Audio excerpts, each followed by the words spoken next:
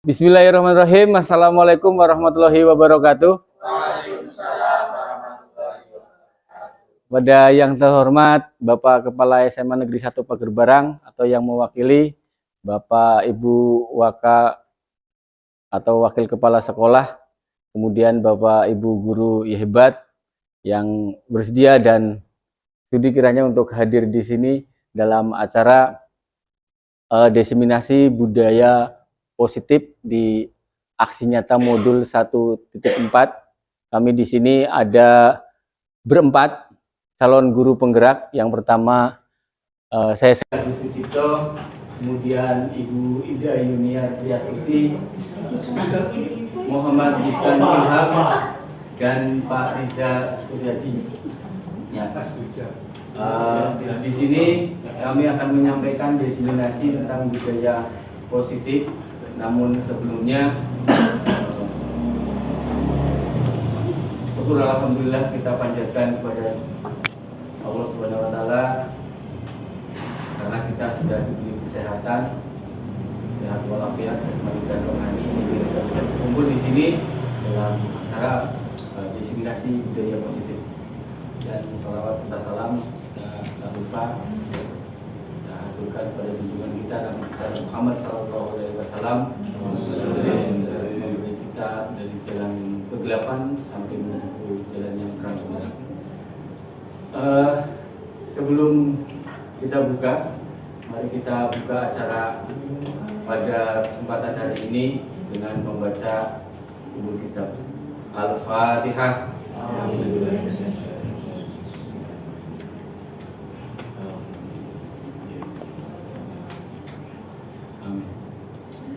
Terima kasih. Selanjutnya sambutan dari Bapak Kepala Sekolah yang akan diwakili Bapak Wakil Kepala Sekolah bagian kurikulum Bapak Budi Supriyono, Budi Adia Supriyono. Saya serahkan waktu dan tempatnya.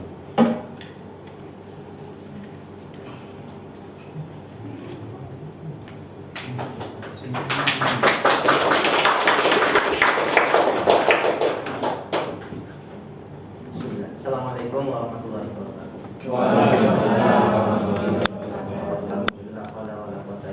Yang terhormat rekan-rekan guru semuanya, yang saya banggakan calon guru penggerak angkatan 9, Bu Ida, Pak Riza, Pak Bustan, dan Pak Agus Sucipto. Langsung saja saya mewakili Pak Kepala Sekolah untuk memberikan sambutan pada kegiatan diseminasi tentang materi budaya positif. Ya, ini menyambung dengan tadi hasil rapat tadi pagi saya dengan Pak Kepala Sekolah. Ternyata Kepala Sekolah memanggil kami, Wakat dan PC PLT Tenaga Tata Usaha tentang siswa, dan juga sangat bangga sekali Bapak Ibu guru berkaitan dengan pembelajaran. Monggo Bapak Ibu ini diperhatikan sekali materi budaya positif, dan juga ini sudah pernah saya sampaikan ketika saya di CGP Angkatan 7 tentang budaya positif, di mana nanti materinya sangat banget sekali bagi Bapak Ibu guru untuk bagaimana menciptakan budaya positif baik itu di lingkungan kelas maupun di lingkungan sekolah pada umumnya. Karena ini materi sangat bagus sekali ya. Apalagi ditambah di SMA kita, SMA Pager Barang, yang notabene siswa-siswanya sangat luar biasa sekali. Kayaknya butuh suatu, kalau memang program ini bagus, insya Allah pasti akan diteruskan oleh menteri-menteri berikutnya seperti itu. Jadi jangan menyerah atau jangan Bapak Ibu yang berikut CGP, monggo daftar saja, mumpung gratis.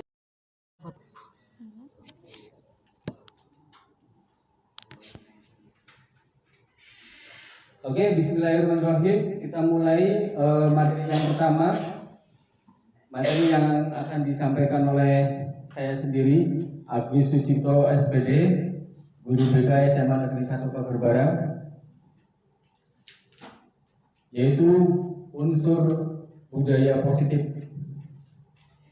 Pertama, mulai dari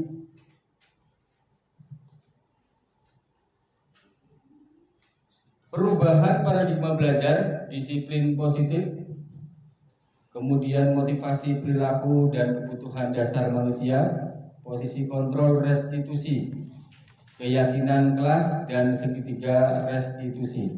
Nanti kita akan bagi tugasnya masing-masing. Nah, bagian saya perubahan paradigma belajar dan disiplin positif.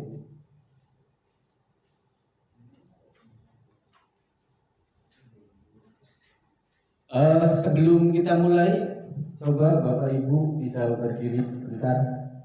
Kita sambil belajar sambil main game.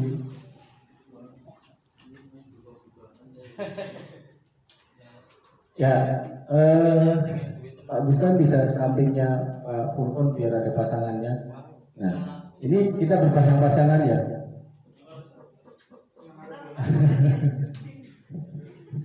Oh iya, sama Pak Furkon. Sama Pak Furkon. Atau sama Pak Riza sini. Sini Pak Ustaz. Ya. Di sini sama Pak Abi. Judulnya cobalah buka. Anda atau A, salah satu ya. Tugas Anda adalah mengepalkan salah satu tangan Anda dan coba bayangkan Bapak Ibu mengepal itu menggenggam sesuatu yang paling berharga menurut Bapak atau Ibu. Ya. Anda perlu menjaga benda tersebut sekuat tenaga karena begitu pentingnya untuk kehidupan Anda. Nah, yang satunya rekan Anda adalah mencoba segala cara, ya, boleh menghardik, boleh mengintimidasi, memarahi, menggoda dan lain sebagainya supaya membuka genggaman yang ada di kepala rekan Bapak Ibu sebelahnya. Silakan yang mau mengepal siapa, yang mau membukakan siapa. Nah. Ya, ini kepala ini dalamnya ada yang paling berharga buat Bapak atau Ibu. Nah, caranya bagaimana supaya bisa membuka? Iya. Nah, bisa saja begitu. Bisa menggoda, memberi uang, menawarkan dan sebagainya. Oke, bisa saja terbuka.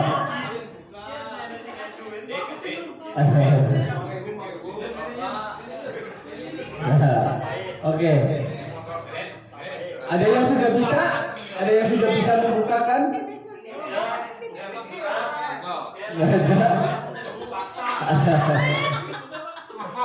Ya, sebenarnya ada banyak beberapa cara untuk kita bisa membukakan genggaman ini. Ya, ya. Contoh, ini saya contoh. Contoh aja. Caranya sangat seperti apa untuk kita bisa membuka genggaman saya? Pak, coba pegang. Ya, video. Kalau kamu kalah, kamu membuka. Ya. Nah, kalah, buka. Nah, gampang kan? Oke, silakan Bapak Ibu untuk duduk kembali. Ya. Ya, ini adalah ilusi ya, ilusi kita untuk bisa antara bisa dan tidak, itu hanya ilusi sebenarnya. Namun ilusi ini bisa kita nyatakan dengan suatu bagaimana sih caranya. Gitu. Ada yang sangat berharga, bahkan sama sekali dibanting, dipukul, di apapun nggak mau buka, karena ini adalah sangat berharga dan prinsip buat ibu ataupun bapak. Ya. Ada juga yang dengan sukarela membukanya. Nah, itu kan memang susah ya untuk kita lakukan. Nah, itulah paradigma dari pembelajaran yang kita hadapi sekarang ini.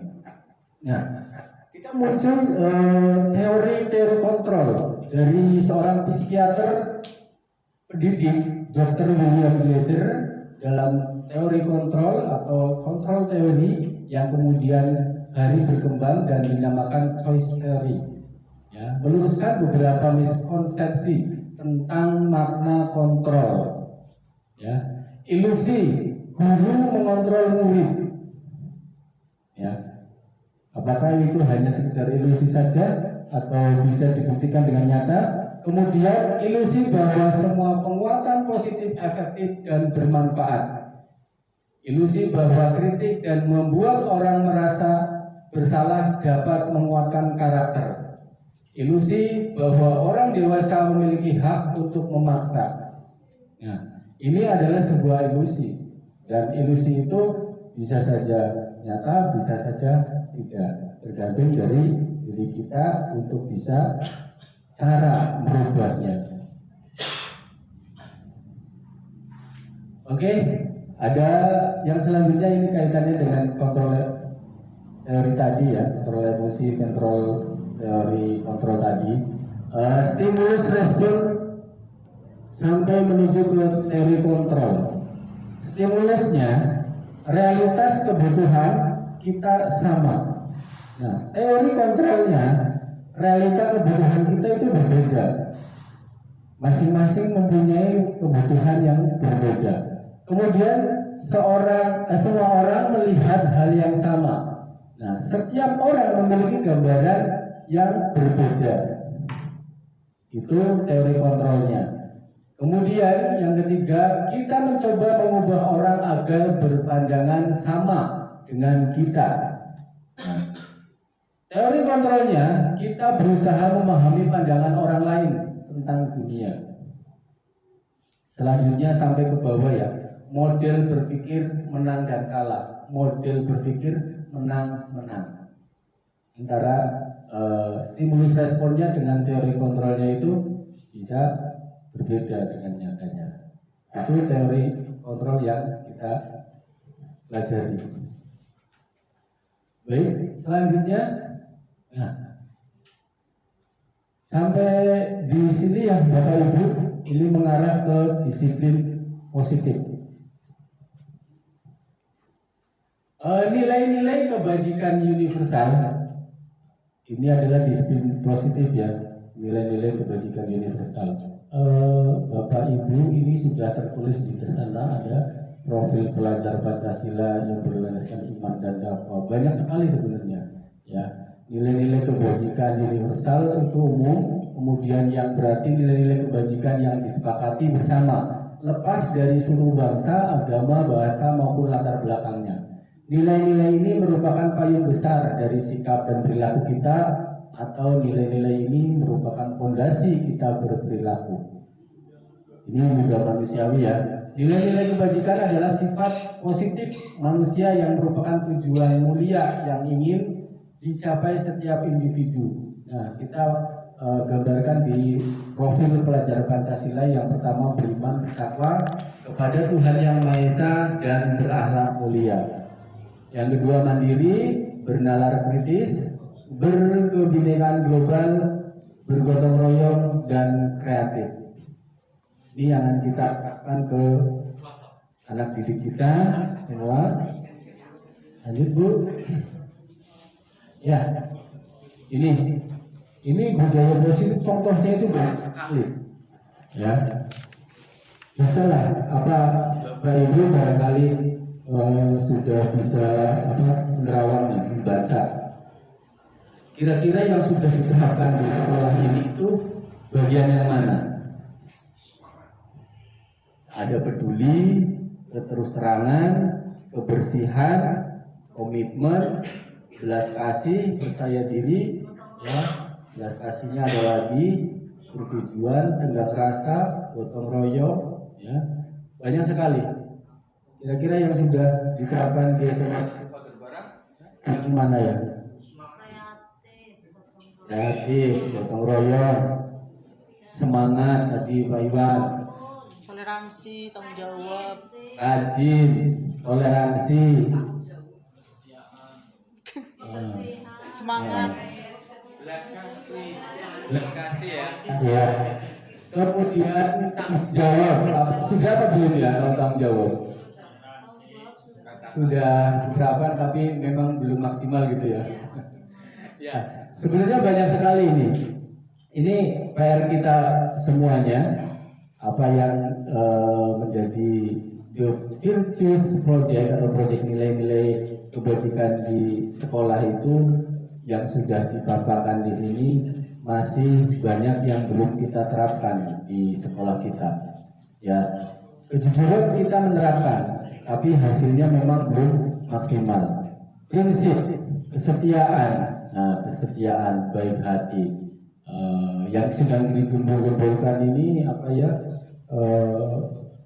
Bullying, kemudian kekerasan, penanggulangan dan penanganan kekerasan di sekolah itu sedang ada gencar-gencarnya. Nah, dan ketegasan, lurus hati ini semuanya penting dan kita perlu berkolaborasi dan bersinergi bersama untuk bisa mewujudkan budaya positif untuk kita bisa terapkan di sekolah kita. Begitu. Lanjut, Bu. Ini sampai di sini saja saya. Oke. Ini materi untuk saya sepertinya sudah cukup. Nanti dilanjutkan motivasi perilaku manusia oleh Bapak Riza Suryadi. Terima kasih Bapak Ibu.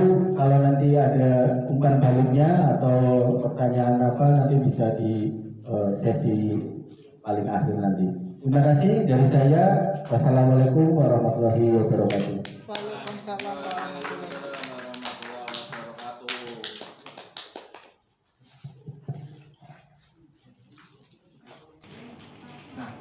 Ini motivasi perilaku manusia. Jadi ada 3 motivasi perilaku manusia. Yang pertama, menghindari ketidaknyamanan atau hukuman. Biasanya orang yang memiliki motivasi ini memiliki sebuah pertanyaan. Apa yang akan terjadi apabila tidak melakukannya? Apa yang akan terjadi apabila tidak melakukannya? Pernah ya kita semacam itu, jika saya tidak melakukannya, apa resikonya? Pasti pernah seperti itu. Kemudian ya, yang kedua untuk mendapatkan imbalan atau penghargaan dari orang lain.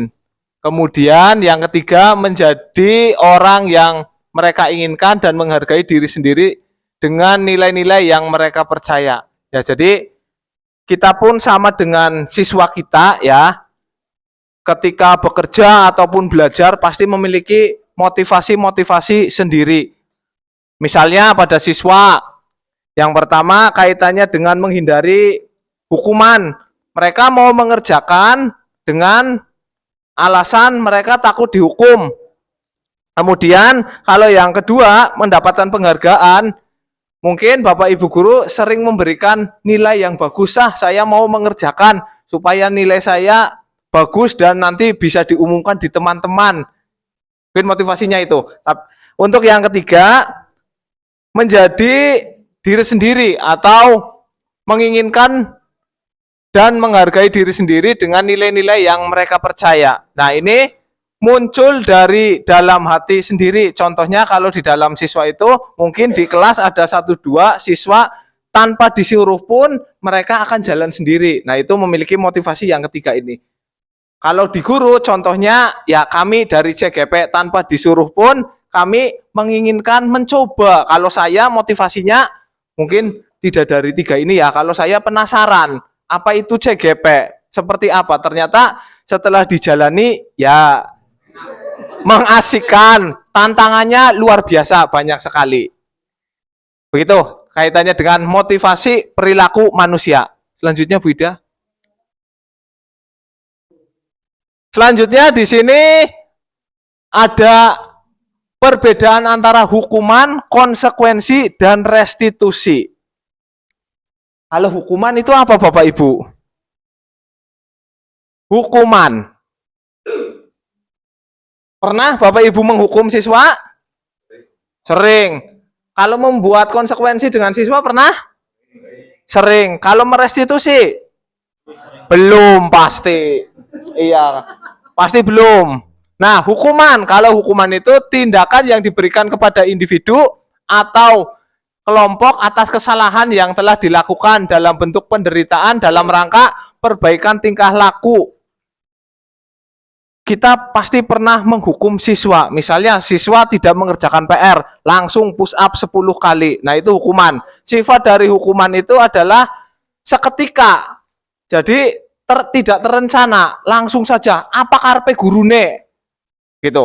Kemudian kalau konsekuensi, tindakan yang sudah terencana atau sudah disepakati dan disetujui bersama untuk dilaksanakan.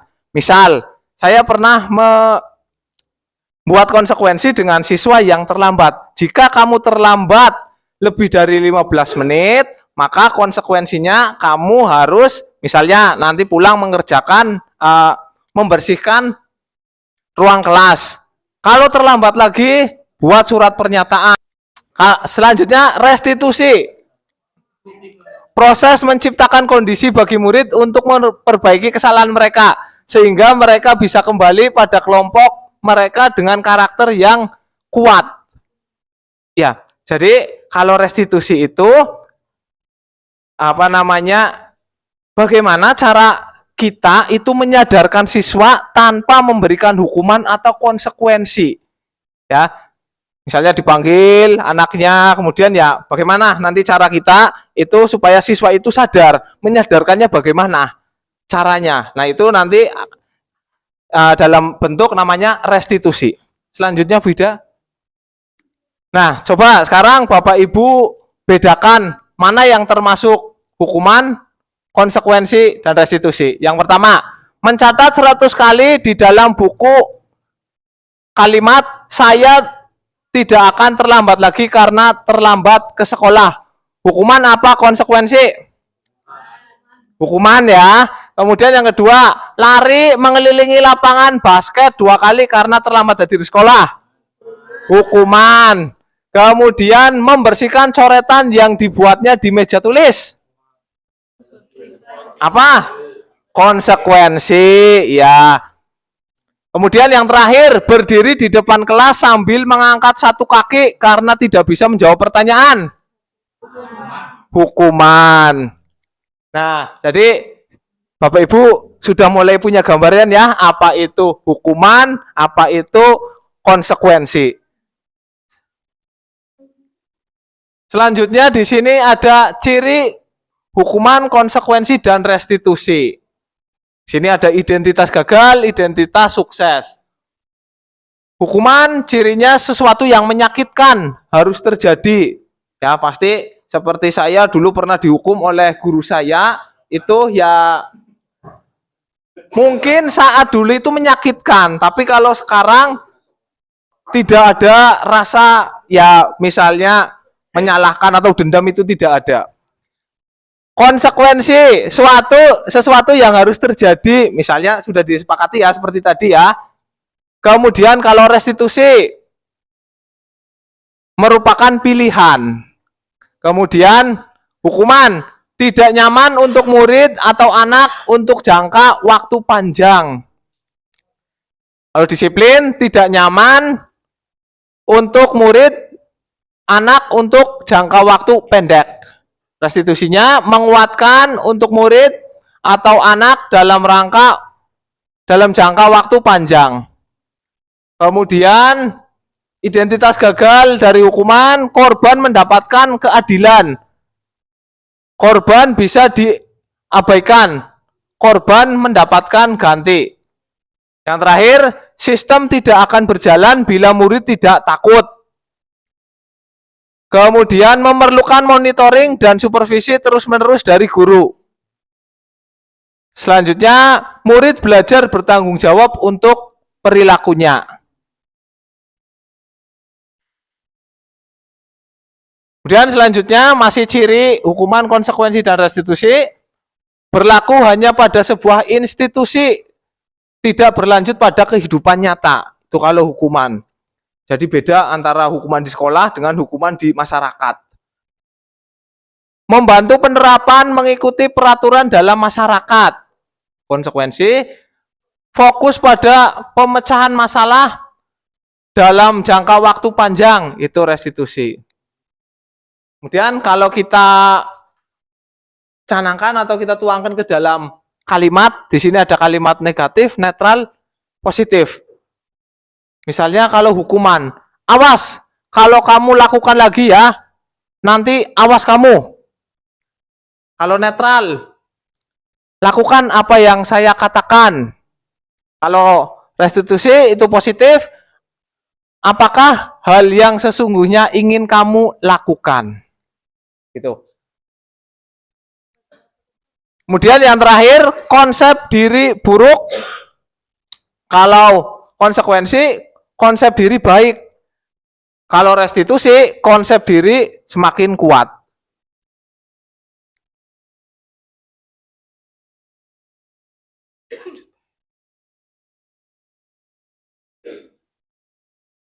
Ya, selanjutnya yaitu dihukum oleh penghargaan. Jadi mungkin dari kita pernah memberikan penghargaan, tetapi itu di dalam teori dari Afkikon itu adalah penghargaan tapi yang bersifat menghukum. Di sini dijelaskan saat kita berulang kali menjanjikan hadiah kepada anak-anak agar berperilaku bertanggung jawab, atau kepada seorang murid agar mempelajari sesuatu yang baru, atau pada seorang karyawan agar melakukan pekerjaan yang berkualitas, kita sedang berasumsi mereka tidak akan melakukan atau mereka tidak akan memilih untuk melakukan.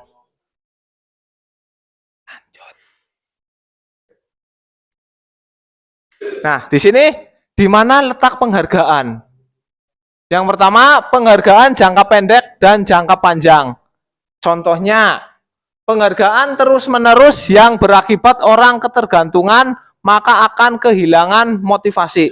Misalnya kepada siswa, kita memberikan penghargaan terus-menerus. Kalau siswa itu tidak diberi penghargaan, otomatis siswa itu tidak akan termotivasi lagi untuk melakukan sesuatu. Kemudian penghargaan tidak efektif. Contohnya, berusaha berhenti merokok bila diberikan penghargaan, hampir tidak akan berhasil. Misalnya, seseorang yang biasa merokok, kita tantang, kalau kamu bisa berhenti merokok, saya beri penghargaan. Ya, mungkin ya apa dulu melihat penghargaannya ya, itu juga sulit. Kemudian yang ketiga, penghargaan merusak hubungan, yaitu memberikan penghargaan kepada murid, kemungkinan murid termotivasi hanya menyenangkan gurunya karena mereka tidak akan bersikap jujur kepada guru tersebut. Misalnya siswa diberi tugas, kita tinggal, dikoreksi, hasilnya baik semua. Nah, masuk kelas, hebat, semuanya mendapat nilai yang bagus. Apakah kita lihat di dalam kelas siswa itu jujur atau tidak? Kan kita tidak melihatnya. Jadi seolah-olah ini membohongi begitu. Yang keempat, penghargaan mengurangi ketepatan. Anak laki-laki yang dibayar membuat lebih banyak kesalahan. Selanjutnya, yang kelima, penghargaan menurunkan kualitas. Contohnya, mahasiswa mampu membuat artikel dengan cepat jika dibayar. Kemudian, ada mahasiswa yang tidak dibayar bisa menyelesaikan namun tidak cepat. Nah, kalau yang dibayar terus-menerus, itu lama-kelamaan kalau tidak dibayar juga tidak akan mengerjakan lagi. Tapi kalau yang termotivasi dari diri sendiri, mau dibayar mau tidak, ya mahasiswa itu akan konsisten untuk menulis terus. Kemudian yang keenam, penghargaan mematikan kreativitas. Meminta berpikir mengenai hadiah yang bisa mereka dapatkan bila berhasil menulis sebuah puisi. Jadi contohnya begini, kalian mau hadiah apa? Murid-murid nanti, Pak, saya mau hadiah ini. Baik, silahkan sekarang buat puisinya. Nah, itu contoh dari penghargaan mematikan kreativitas. Kalau tidak ada hadiahnya, mereka tidak akan kreatif. Selanjutnya, yang ketujuh, penghargaan menghukum. Dicontohkan adalah sistem ranking. Pasti kita pernah merasakan kalau menerima raport, kemudian teman kita mendapatkan peringkat 1, kita peringkat 2. Rasanya seperti nyesek ya, mungkin nyesek. Kenapa tidak saya yang dapat ranking 1. Nah, mungkin di kurikulum yang sekarang, kurikulum Merdeka itu, kenapa sistem ranking itu dihilangkan? Karena ya mungkin mengacu dengan teori ini, supaya tidak adanya lagi sistem perankingan dalam kelas tersebut atau dalam sekolah. Kemudian yang terakhir, motivasi dari dalam diri intrinsik, yaitu contohnya saat anak belajar untuk pertama kali menggabungkan huruf dan kata serta menyadari bahwa ia dapat membaca, anak itu akan gembira karena menguasai keterampilan baru. Ya, contohnya di sini mungkin lebih jelasnya ketika anak-anak kita, mungkin Bapak Ibu guru di sini memiliki anak kecil. Lah, anak kecil tersebut mulai belajar membaca.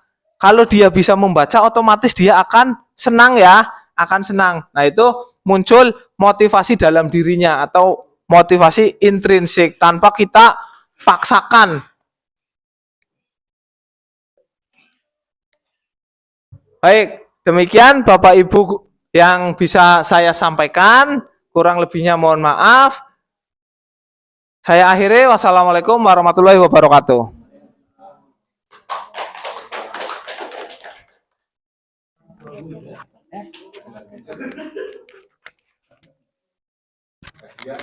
Terima kasih. Di sini saya akan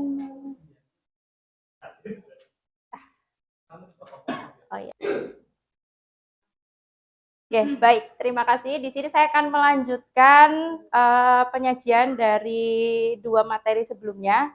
Nah, tapi sebelumnya, kenapa harus ada budaya positif sih Bapak Ibu di dalam suatu sekolah? Nah, mungkin Bapak Ibu di sini bertanya-tanya ya, kok harus menerapkan budaya positif di dalam sekolah? Nah, karena ketika di dalam suatu sekolah, anak-anak itu sudah terbiasa melakukan hal-hal yang positif atau melakukan budaya positif, maka nanti mereka akan lebih siap untuk menerima pembelajaran atau pendidikan dari Bapak dan Ibu di sini. Jadi itulah mengapa budaya positif itu sangat penting. Nah, berikutnya saya akan menjelaskan tentang 5 kebutuhan dasar manusia. Sebagai seorang pendidik, nah ini berdasarkan filosofi Ki Hajar Dewantara, guru itu kan tugasnya adalah menuntun murid. Nah, dalam menuntun murid, guru itu harus mampu memahami kebutuhan-kebutuhan apa saja yang dibutuhkan oleh murid-murid kita. Ya, pastinya kan murid-murid kita itu kan berbeda-beda ya, tidak punya sifat yang sama semua, ya kan? Nah, karena murid-murid kita itu berbeda-beda, tentunya kebutuhan dasar mereka itu juga berbeda-beda. Nah, di sini kita itu meyakini bahwa seluruh tindakan manusia itu memiliki tujuan tertentu. Semua yang kita lakukan adalah usaha terbaik kita untuk mendapatkan apa yang kita inginkan.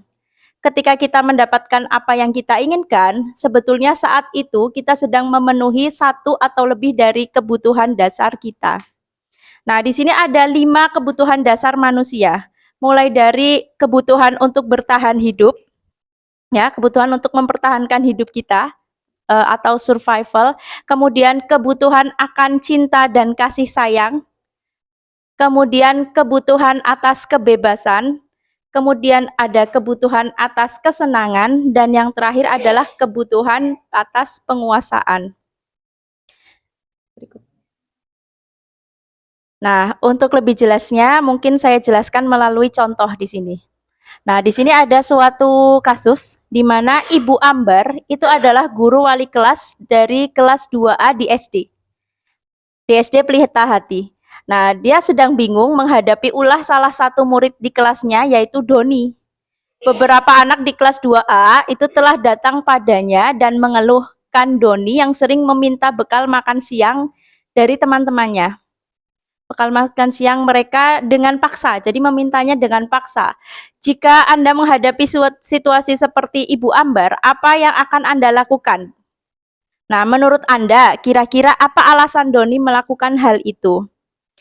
Nah, di sini kita sebagai guru dalam menindak Doni itu di sini kita harus memperhatikan sebenarnya kebutuhan apa sih yang sedang berusaha untuk dipenuhi oleh Doni. Nah, jika di sini ketika Bu Ambar itu mewawancarai Doni, kemudian menanyakan, Doni, sebenarnya kenapa kamu kok melakukan tindakan tersebut? Ya, kira-kira kalau di sini misal jawaban Doni itu adalah, saya minta bekalnya teman dengan paksa, itu karena saya lapar Bu, saya nggak bawa bekal. Nah, kira-kira kebutuhan apa yang sedang Doni usaha untuk penuhi Bapak Ibu? Bertahan hidup ya. Jadi dia berusaha untuk memenuhi kebutuhan fisiknya, badannya ya, karena dia merasa lapar karena belum makan.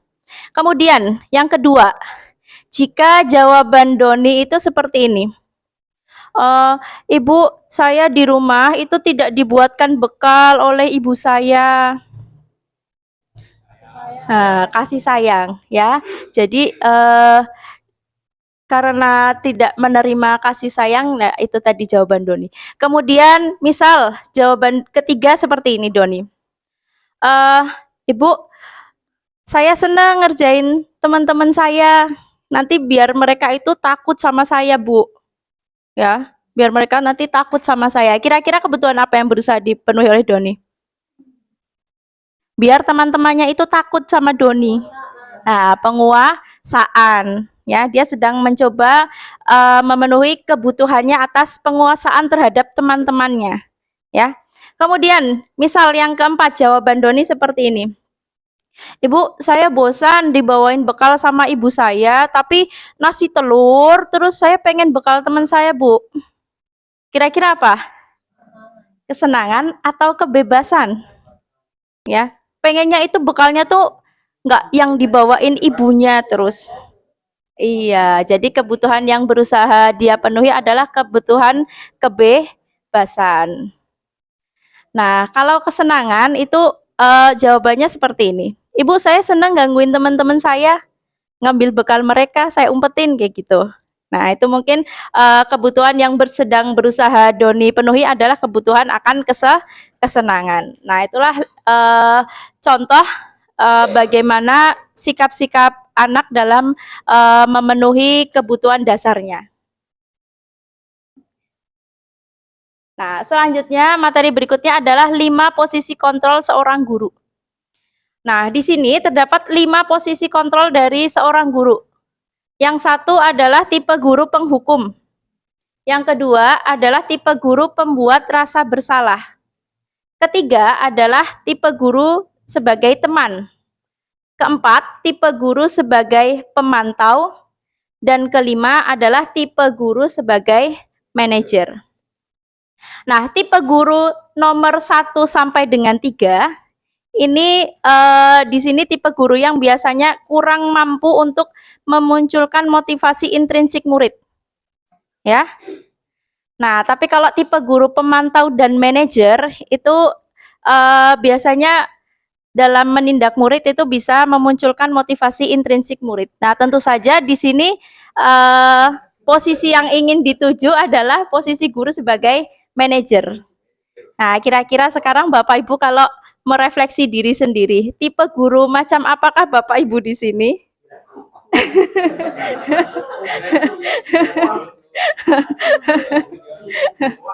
Apakah ada yang masih tipe penghukum?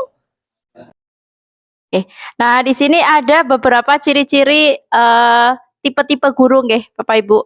Nah, di sini bisa dilihat untuk penghukum, pembuat orang merasa bersalah, teman dan pemantau itu hanya bisa memunculkan motivasi eksternal ya, jadi bukan dari dalam diri murid.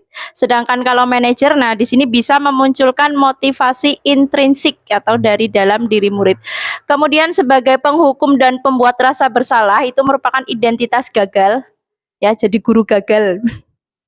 Kemudian identitas berhasil atau sukses ini untuk tipe guru sebagai teman, pemantau, dan manajer. Nah, kemudian untuk dari tipe-tipe tadi, contoh perbuatan guru itu adalah kalau penghukum itu menghardik, ya, sukanya menunjuk-nunjuk ya, menyakiti dan menyindir.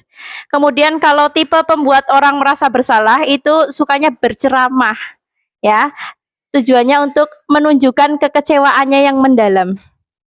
Kemudian kalau tipe guru teman itu membuatkan alasan-alasan untuk murid-muridnya, ya. Biasanya dia membela muridnya.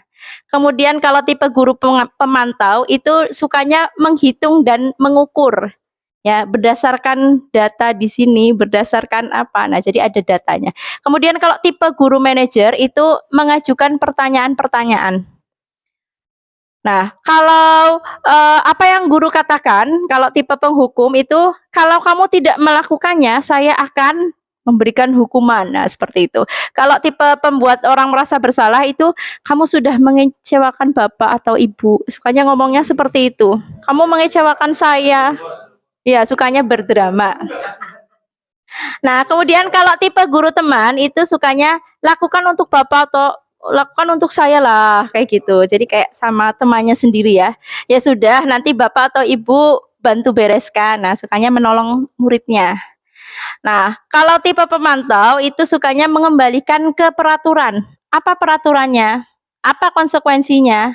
Apa yang telah kamu lakukan? Apa yang terjadi sekarang? Nah, itu kalau tipe pemantau. Kemudian kalau tipe manajer di sini biasanya yang dia katakan adalah apa yang kita yakini. Apa kamu meyakini hal tersebut?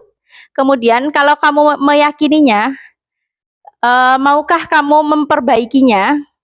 Kalau kamu memperbaikinya, jadi kira-kira hal tersebut akan menggambarkan apa tentang dirimu? Ya, jadi sukanya memberikan pertanyaan-pertanyaan seperti itu.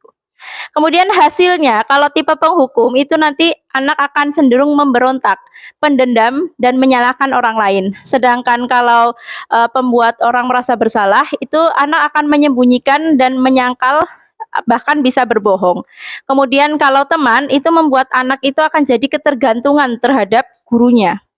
Kemudian kalau tipe pemantau itu nanti anak itu akan menyesuaikan bila diawasi. Jadi kalau tidak diawasi anak akan merasa bebas. Kemudian kalau tipe manajer itu akan menghasilkan anak yang karakternya itu kuat, wataknya itu kuat. Nih. Nah, jadi bisa kita lihat mana memang yang tipe yang paling baik itu adalah tipe yang manajer. Nah, ini masih kalau di sini dari muridnya nggih, kalau murid kalau tipe penghukum nanti muridnya itu akan berkata, "Saya tidak peduli." Ya, karena sudah sering dihukum akhirnya dia tidak peduli. Kalau tipe pembuat rasa bersalah itu murid akan bilang, "Maafkan saya, Bu, Pak." Seperti itu. Ya, kemudian kalau tipe teman, "Saya pikir Bapak Ibu teman saya." Nah, ini kan jadi ketergantungan kalau seperti ini. Kemudian kalau tipe pemantau, anak itu akan berkata, "Saya akan dapat berapa bintang kalau melakukan hal tersebut, ya. Jika sudah melakukan hal tersebut, saya akan mendapatkan apa?" Ya, jadi mengharapkan penghargaan dia. Kemudian kalau tipe manajer, anak itu akan bagaimana caranya agar saya bisa memperbaiki keadaan ini, ya. Saya akan memperbaiki masalah ini dengan apa? Jadi tipe manajer itu membantu anak untuk menyelesaikan permasalahannya. Nah, kemudian berikutnya kalau kaitannya dengan dunia berkualitas, kalau tipe penghukum itu murid akan meletakkan guru di luar dunia berkualitas ya. Jadi setiap orang itu kan punya dunia berkualitasnya sendiri-sendiri ya. Kalau guru yang tipe penghukum itu anak tuh dibuang saja dari dunianya seperti itu. Kemudian kalau tipe pembuat orang merasa bersalah, murid itu akan meletakkan guru di dalam dunia berkualitasnya ya. Tapi tadi dia akan cenderung dibuat terus menjadi salah sama gurunya ya. Kemudian kalau teman itu jelas guru itu akan berada di dalam dunia berkualitasnya anak sebagai orang yang penting karena gurunya itu bisa diandalkan. Kemudian kalau tipe pemantau, murid akan meletakkan guru peraturan di dunia berkualitasnya. Jadi semua itu akan merujuk ke peraturannya apa gitu. Kemudian yang terakhir kalau tipe manajer itu murid akan meletakkan dirinya sebagai individu yang positif dalam dunia berkualitas. Nah, berikutnya akan dilanjutkan oleh Pak Bustan.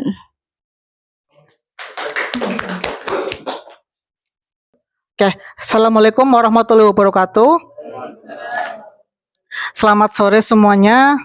Bapak Ibu semuanya, terima kasih atas waktu yang telah diberikan oleh Bapak Ibu guru semuanya dan telah hadir di desiminasi budaya positif dari kami berempat. Selanjutnya materi berikutnya yang akan saya sampaikan itu adalah berkaitan dengan keyakinan kelas ya. Mungkin dari Bapak Ibu guru semuanya terutama yang wali kelas itu biasanya sebelum mulai aktivitasnya di kelas itu kita membuat sebuah keyakinan kelas begitu ya. Atau yang biasanya Bapak Ibu sebut itu dengan apa ya biasanya ya?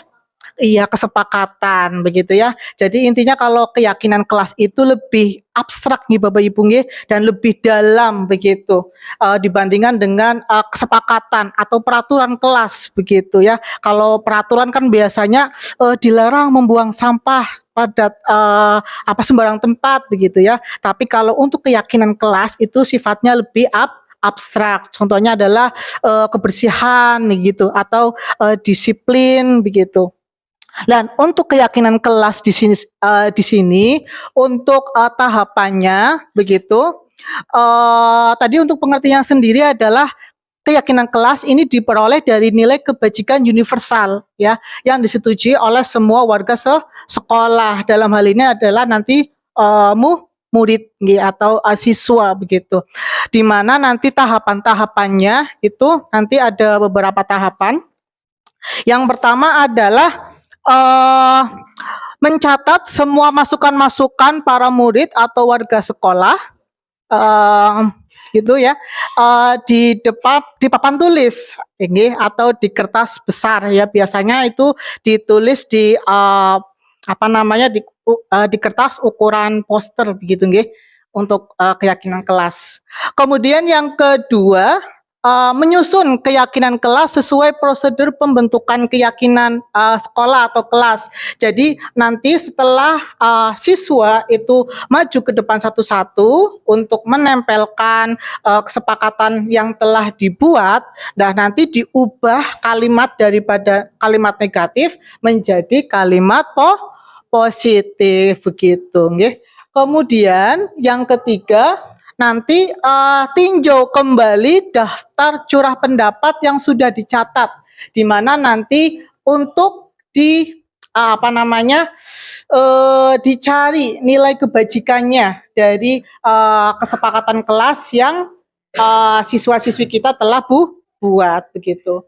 Kemudian yang kelima terakhir nanti tinjau ulang keyakinan kelas atau sekolah secara bersama-sama. Kemudian setelah jadi keyakinan itu ditandatangani oleh kita sebagai Bapak Ibu guru dan juga nanti perwakilan ke kelas atau dalam hal ini adalah nanti ketua kelasnya begitu.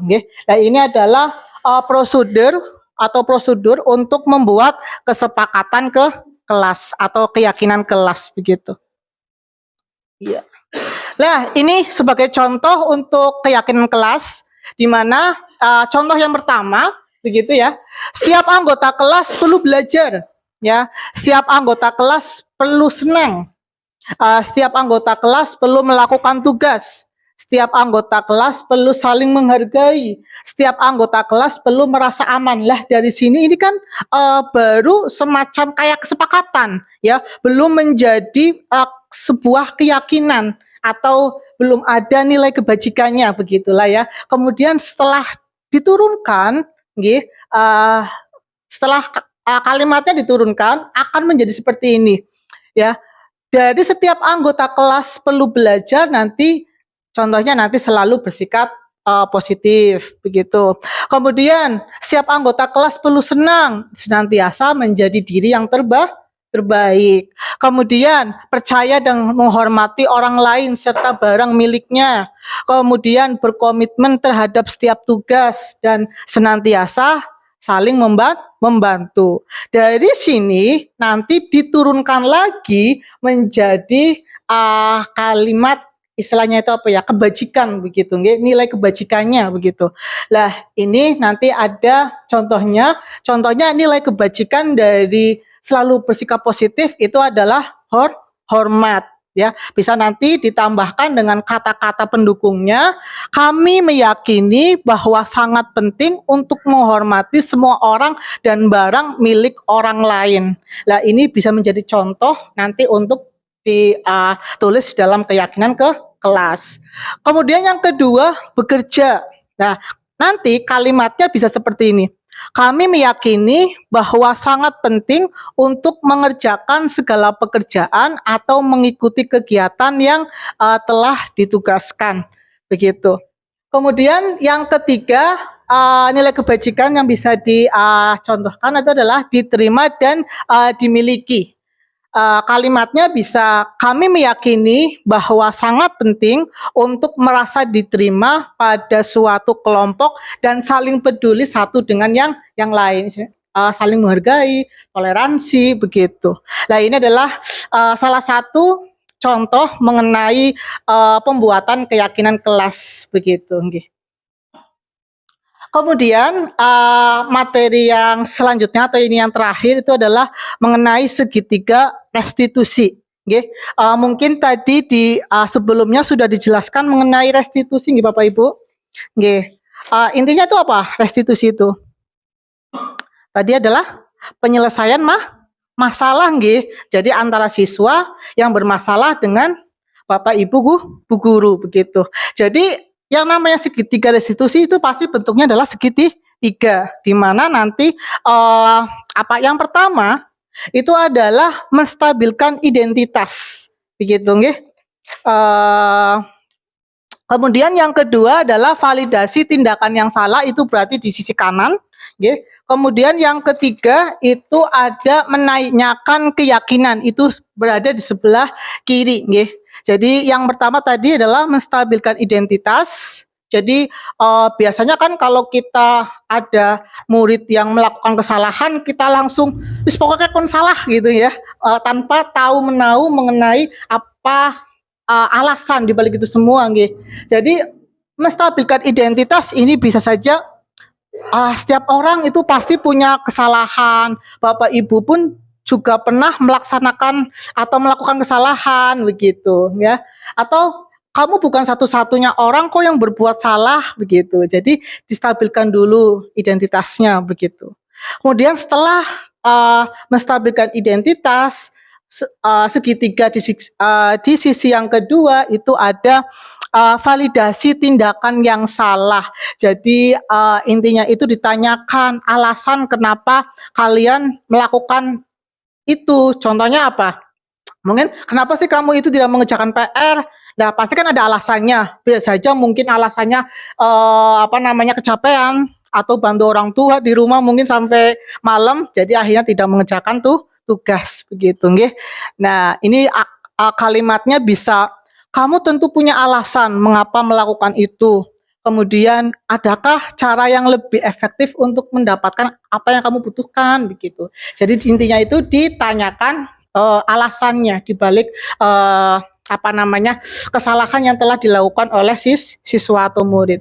Kemudian segitiga restitusi yang ketiga di sisi yang sebelah kanan itu ada menanyakan keyakinan. Setelah tadi kan kita sudah buat keyakinan kelas bersama antara guru dengan murid, ya. Siswa itu melakukan kesalahan, kemudian ditanyakan, lah keyakinan kelas mana yang kamu langgar begitu, ya. Contohnya keyakinan kelas yang saya langgar adalah saya tidak melakukan piket kelas. Berarti kan yang dilanggar itu adalah apa? Keyakinan kelasnya adalah kebersihan, tidak mentaati atau tidak mematuhi piket dengan baik begitu, Bapak Ibu. Kalimat contohnya adalah itu tadi ya, kamu ingin menjadi orang yang seperti apa gitu. Kemudian ada lagi keyakinan kelas mana yang telah kalian langgar atau yang telah kamu langgar begitu. Next, Bu. Nah, ini nanti akan ditampilkan contoh dari aksi nyata kita berempat, Bapak Ibu. Monggo sekiranya bisa untuk dilihat sebagai contoh. Terima kasih. Assalamualaikum warahmatullahi wabarakatuh.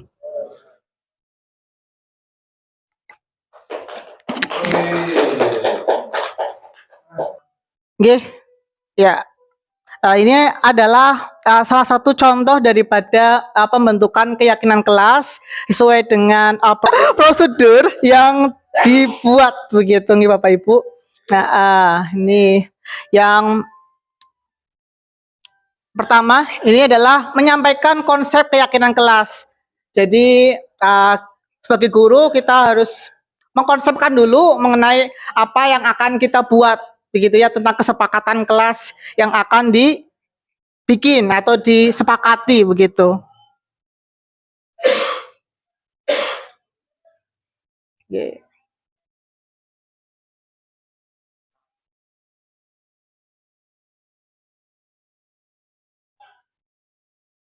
Ini proses pembentukannya ya Pak.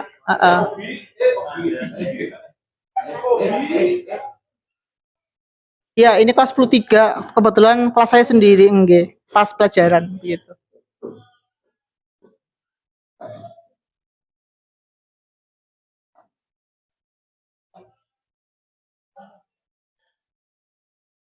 Nah, ini nanti setelah itu murid menuliskan keyakinan kelas di sticky note yang telah dibagikan. Hari ini kita akan membuat kesepakatan kelas atau keyakinan ke kelas ya. Sebelumnya kita sudah pernah membuat keyakinan kelas, tapi ini Pak Busan lihat banyak sekali keyakinan kelas yang kalian langgar selama kurang lebih 3 bulan ini ya. Maka dari itu nanti Pak Bustan akan membagikan sticky note ya, mungkin nanti perwakilan dari kalian maju untuk membuat keyakinan-keyakinan kelas atau kesepakatan kelas apa saja yang akan kalian sepakati di lembar sticky note ini. Oke? Ini saya bagi ya.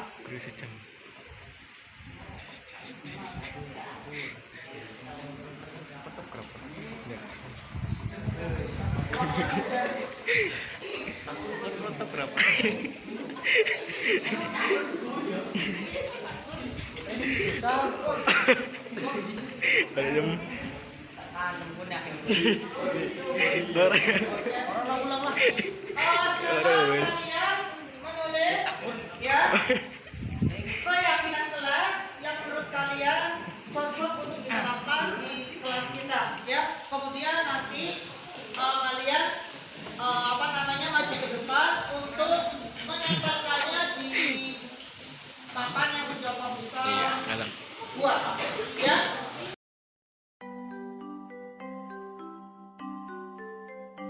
Semuanya tadi Pak Bustan sudah membagikan sticky note yang sudah Pak Bustan bagikan ke kalian.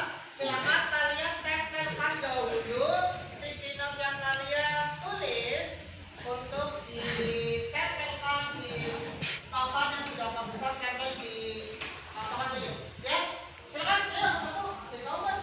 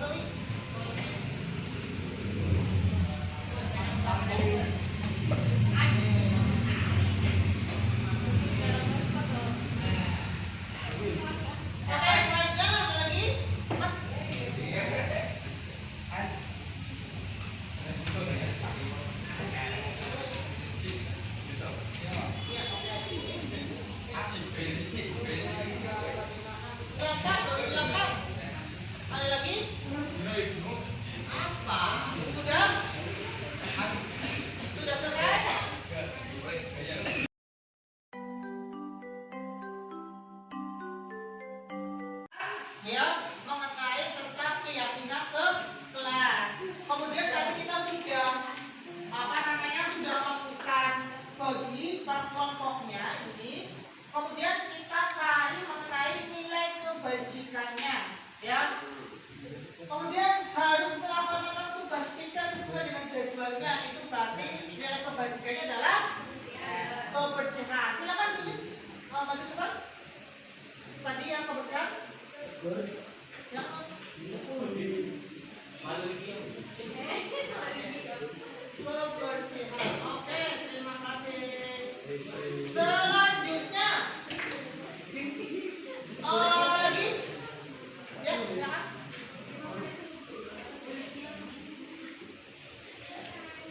Apa? Disiplin. Berarti ini, oh iya ini ya.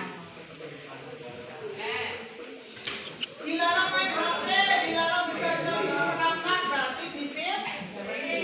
Kalian berarti harus disiplin. Ini apa lagi? Silakan.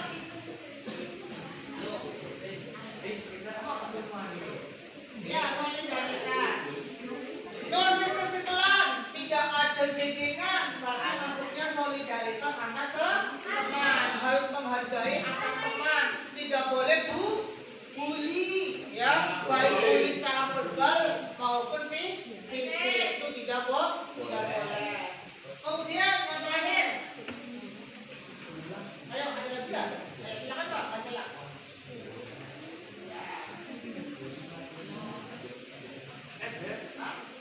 Iya, kayak saling menghormati, betul, kita jadi sama manusia, ya, baik cewek maupun cowok itu sama ya, harus saling menghormati, tidak boleh apa?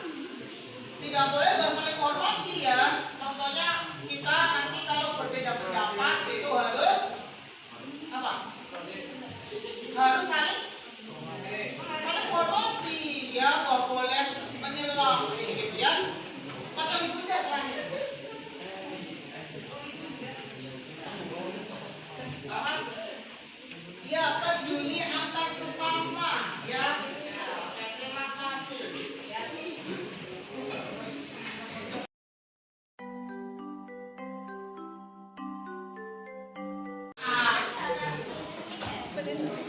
Keyakinan kelas 10.3 1 kebersihan, 2 disiplin, 3 peduli antar sesama, 4 solidaritas antar teman, 5 saling menghormati. Nah, ini video aksi nyata kita dengan membuat segitiga restitusi. Kasus 1. Pada saat jam mata pelajaran sejarah, murid yang bernama Intan Anaswa, kelas 11.3, secara sembunyi-sembunyi makan di kelas saat kegiatan belajar mengajar sedang berlangsung. Maka dengan itu, saya memanggil anak yang bersangkutan untuk menyelesaikan masalah dengan segitiga restitusi. Kasus 2. Pada suatu hari, saya sebagai wali kelas menerima laporan dari guru matematika. Beliau merasa terganggu saat melakukan KBM di kelas sebelah dikarenakan ada anak yang memutar musik dengan volume yang sangat keras pada waktu ada tugas dari guru sejarah, karena guru sejarah yang bersangkutan sedang ada keperluan dan diketahui anak yang memutar musik tersebut bernama M. Andika, kelas 11.3. Maka dengan itu saya memanggil anak yang bersangkutan untuk menyelesaikan masalah dengan segitiga restitusi. Berikut adalah skenario penyelesaian masalah menggunakan segitiga restitusi. Selamat siang, Intan. Tahu kenapa Bapak panggil Intan ke ruangan Bapak? Tahu Pak, katanya tadi Intan makan di kelas pada saat pembelajaran secara bagusan. Nah, apakah Intan tahu jika makan pada saat pembelajaran itu perbuatan salah atau benar? Perbuatan salah, Pak. Bapak tahu bahwasanya makan itu adalah kebutuhan. Bapak juga kalau lapar pasti makan. Tapi kita juga harus tahu pada saat kapan kita harus makan. Memangnya Intan tadi tidak sarapan? Tidak, Pak. Mengapa Intan tidak sarapan? Kalau Intan sarapan, maka Intan akan terlambat masuk ke sekolah, Pak. Lah, memangnya Intan bangun tidur jam berapa? Bangun jam 6.10. Intan pasti punya alasan mengapa Intan secara sembunyi-sembunyi makan di kelas pada saat pembelajaran sedang berlangsung. Karena saya lapar, Pak. Dari pagi belum sempat sarapan soalnya. Tadi kata Intan bangun tidur jam 6 lebih 10. Kenapa nggak disempatkan untuk sarapan terlebih dahulu? Setelah Intan bangun tidur, Intan makan gigi, lalu mandi. Terus jam 6.50, Intan buru-buru berangkat ke sekolah. Jadi tidak sempat bersarapan. Nah, apa yang Intan lakukan itu benar. Buru-buru berangkat ke sekolah sehingga Intan tidak terlambat sampai di sekolah. Tapi perlu diingat, sarapan juga penting agar Intan itu sehat dan bisa mengikuti pembelajaran di kelas. Apalagi kita pembelajaran di sekolah itu sampai sore, ya nggak? Pulang sekolah sampai sore. Dan tindakan makan di kelas itu pada saat pembelajaran itu tidaklah baik. Yang Bapak mau tanyakan, apakah Intan masih ingat tentang keyakinan kelas yang telah kita buat bersama? Ingat, Pak. Kita harus menghargai orang lain dan diri sendiri. Nah, apakah jika Intan makan di kelas pada saat proses pembelajaran itu sudah menghargai orang lain dan diri sendiri? Nah, di sini Pak Ustadz tidak mencari siapa yang benar, tapi mari kita bersama-sama mencari solusi agar Intan tidak lagi makan di kelas pada saat proses pembelajaran. Ada solusi mungkin dari Intan? Ada, Pak. Kita akan tidur dari awal dan bangun lebih cepat. Dan akan menyediakan sarapan terlebih dahulu sebelum berangkat ke sekolah. Dan tidak akan makan secara sembunyi. Kita belajar, Pak. Kira-kira kapan Intan mulai melakukan hal yang Intan sebutkan? Yang paling utama itu ya Baik, Pak Ustadz harap Intan kedepannya menjadi lebih baik lagi, berusaha melaksanakan keyakinan kelas yang telah kita sepakati bersama atau telah kita buat bersama. Perkenalkan, nama saya Intan Anuza Putra Aulia dari kelas 11-3. Menurut saya, penyelesaian masalah tersebut sangatlah efektif karena menyelesaikan masalah dengan damai dan tidak menggunakan emosi, sehingga siswa dapat menyadari kesalahannya tanpa merasa disalahkan. Kemudian, dapat penguatan untuk menjadi lebih baik ke depannya. Terima kasih, Pak Gustan. Selamat siang, Andika. Tahu kenapa Bapak panggil Andika? Saya mendapatkan laporan dari Pak Sugianto, guru matematika. Beliau merasa terganggu karena di kelasnya Andika, di kelas 11-3, ada yang tentang musik ya, dengan volume yang keras. Dan beliau ke kelasnya Andika dan tahu bahwa ternyata Andika yang sedang memutar musik. Nah, kira-kira tahu tidak bahwa sebenarnya musik yang diputar Andika itu terdengar sampai keluar kelas? Tahu? Menurut Andika, kalau misalnya Andika sedang belajar, kemudian ada teman lain yang memutar musik keras-keras, kira-kira Andika terganggu tidak? Iya,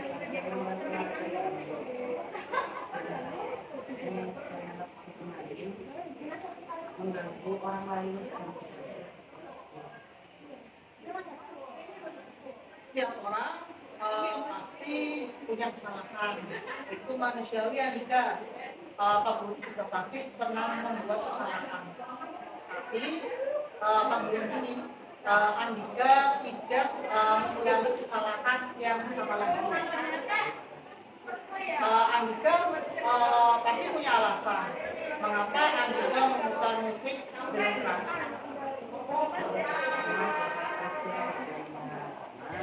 Kemudian saya juga senang memutar musik dengan keras.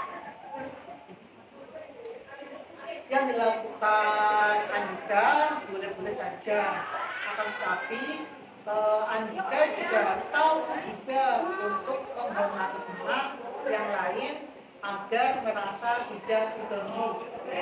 Boleh memutar musik saat istirahat yang panjang, misalnya pada istirahat yang kedua itu pun dengan volume yang secukupnya saja. Saya tahu Andika suka musik karena itu adalah salah satu hobinya Andika. Tapi pernah ingat tidak bahwa itu pernah membuat keyakinan di kelas?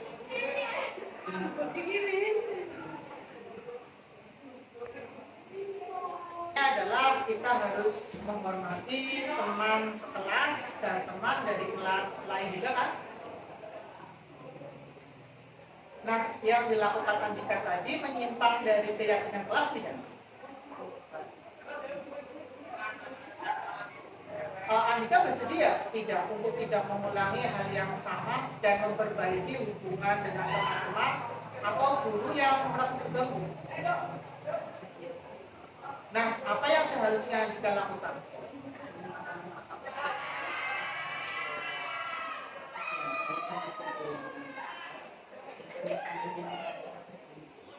Bagus, Andika adalah anak yang baik dan bertanggung jawab.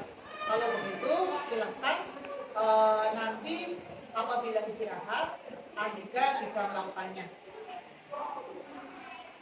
Perkenalkan, nama saya Muhammad Andika Rafia dari kelas 11-3. Menurut saya, pelaksanaan segitiga restitusi yang dilakukan sekolah harus dilakukan oleh Bapak atau Ibu guru. Karena kita sebagai murid butuh untuk dimengerti, didengarkan, dan dihargai. Ketika kita melakukan kesalahan, pasti ada alasannya.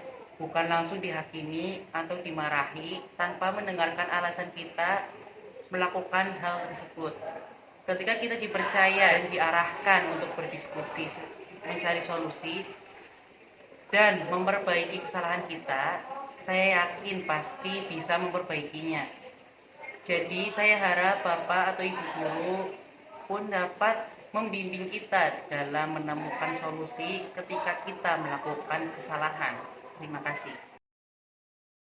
Baik Bapak Ibu, ini contoh aksi nyata saya penerapan budaya positif. Yang pertama, menyusun keyakinan kelas.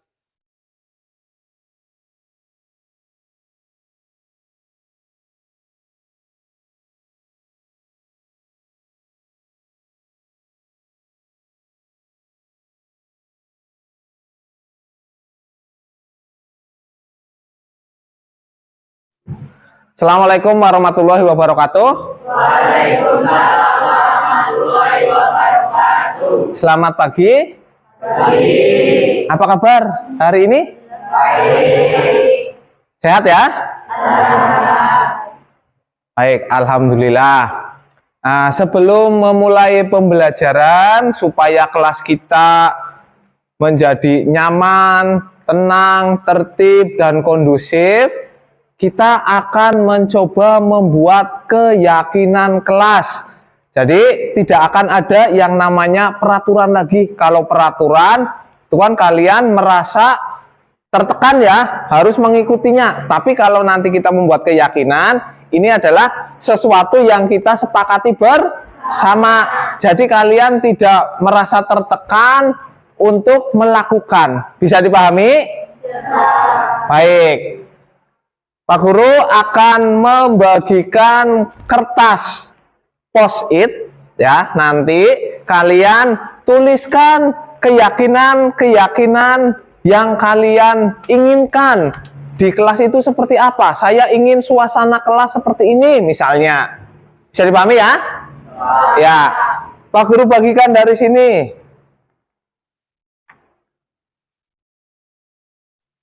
Nggak apa-apa, pegang aja. Nggak apa-apa.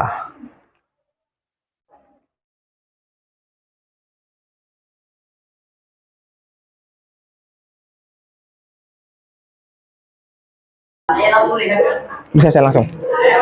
Tulis aja langsung.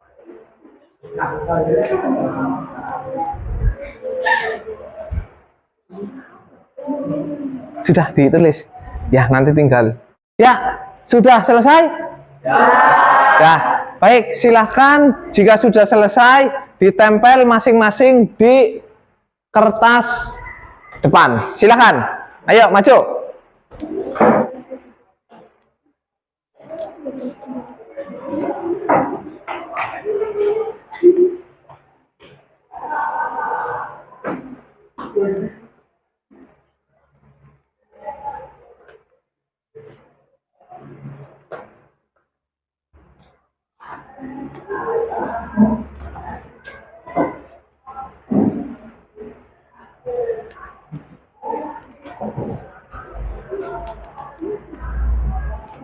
Sudah semua ya? Baik, di sini yang pertama ada jangan nongkrong di kelas saat bel sudah berbunyi. Jangan menggunakan air berlebihan, tidak terlambat sekolah, jangan ngobrol saat jam pelajaran, jangan berisik saat jam pelajaran berlangsung, tidak bermain HP saat pelajaran kecuali diperintah guru, tidak menyalahgunakan benda atau peralatan kelas, salah satunya adalah spidol. Ya, baik, ini adalah keyakinan-keyakinan, tapi masih dalam bentuk kalimat negatif karena ada kata jangan dan tidak. Kita ubah menjadi kalimat yang positif. Ya. Nah, kita ubah. Yang pertama, di sini ada jangan nongkrong di kelas saat bel sudah berbunyi. Apa? Biasakan masuk ke kelas tepat. Nah.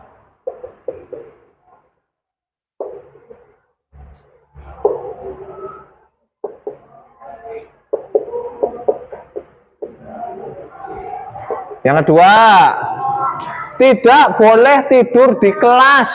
Apa kalimat positifnya? Tidak boleh tidur di kelas.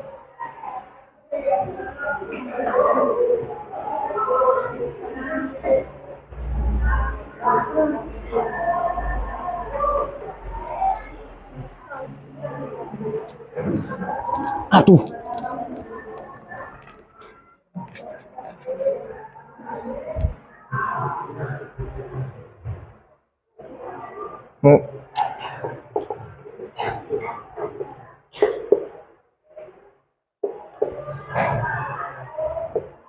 Yang ketiga, jangan menggunakan air yang berlebihan. Berarti apa? Gunakan air iya. Cukup bagian toh.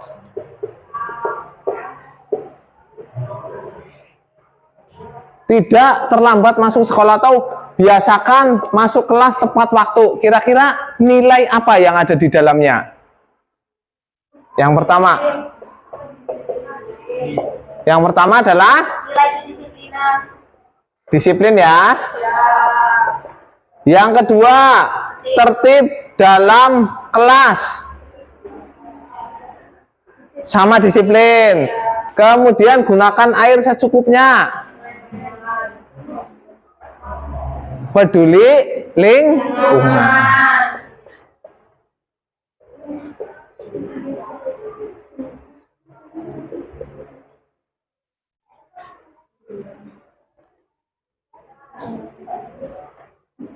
Ya, kemudian di sini juga ada mengerjakan PR tepat waktu. Berarti apa nilainya?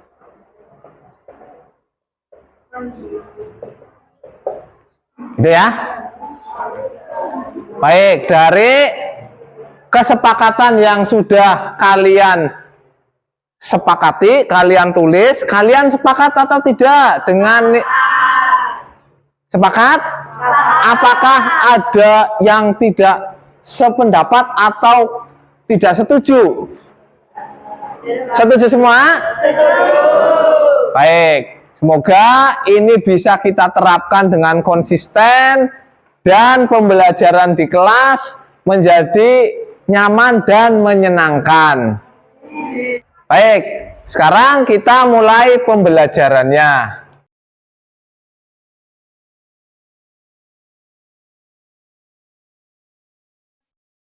Selanjutnya terkait dengan segitiga restitusi.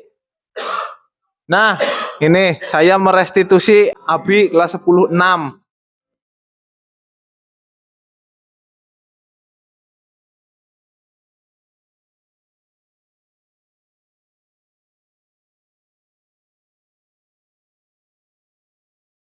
Assalamualaikum Pak. Waalaikumsalam. Silakan duduk di. Iya Pak. Terima kasih. Tadi saat pelajaran Pak Guru, kamu kemana? Kok tidak terlihat seperti ditelan bumi, Bi? Iya Pak, saya takut.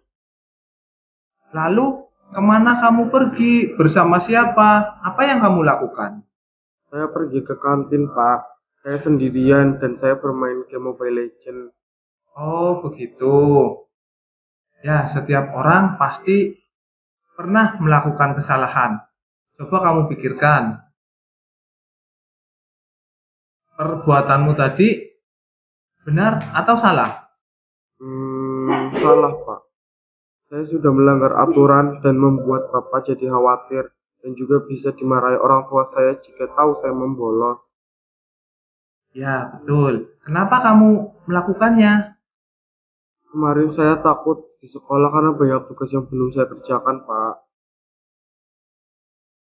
Sekarang kamu sudah tahu belum? Apa masih akan membolos lagi? Sudah, Pak. Saya akan meminta maaf dan tidak akan mengulanginya lagi. Untuk kedepannya, bila ada tugas, apa yang akan kamu lakukan?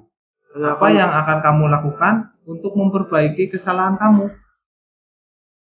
Saya akan meminta waktu tambahan ke Bapak untuk mengerjakan tugas yang belum saya selesaikan, Pak.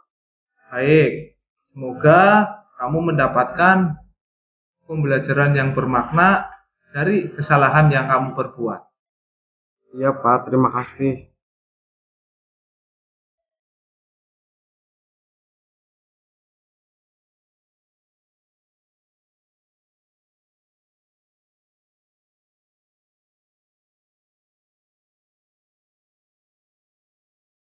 Assalamualaikum Pak. Waalaikumsalam. Silahkan duduk. Terima kasih Pak.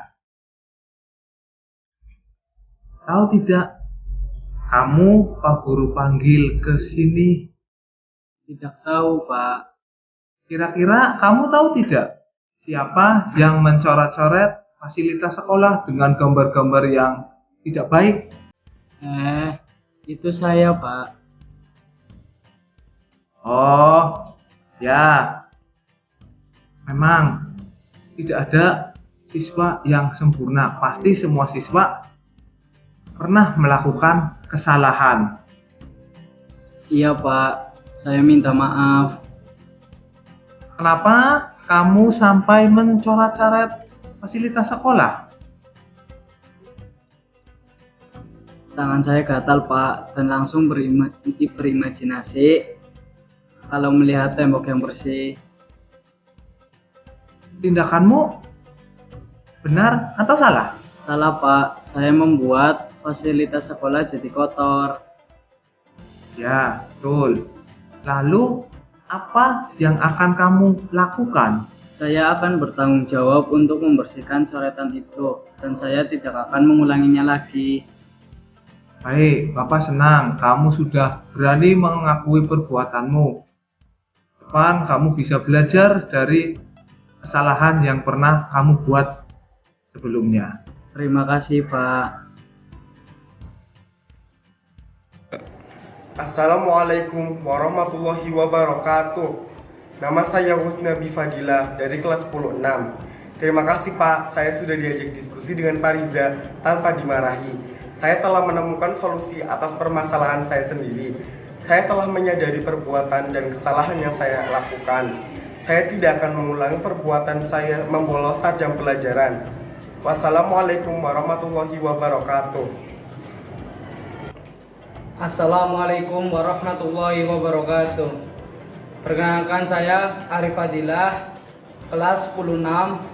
Hari ini saya senang bisa berdiskusi dengan Pak Riza terkait dengan permasalahan saya. Saya telah menemukan jawaban atas masalah saya sendiri. Saya juga menyadari jika tindakan yang saya lakukan itu salah karena saya mencoret-coret fasilitas sekolah. Saya sadar dan saya tidak akan mengulangi perbuatan itu. Wassalamualaikum warahmatullahi wabarakatuh.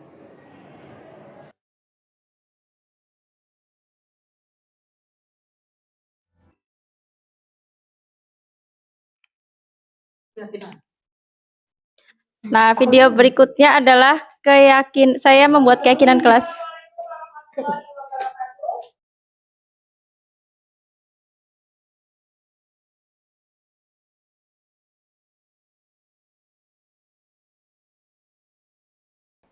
Bismillahirrahmanirrahim. Assalamualaikum warahmatullahi wabarakatuh. Waalaikumsalam warahmatullahi wabarakatuh. Ya, seperti yang sudah saya sampaikan di pertemuan sebelumnya, hari ini kita akan membuat yang namanya keyakinan kelas. Ya. Nah, di sini tentunya keyakinan kelas itu spesifik untuk saya dan kelas 11-3.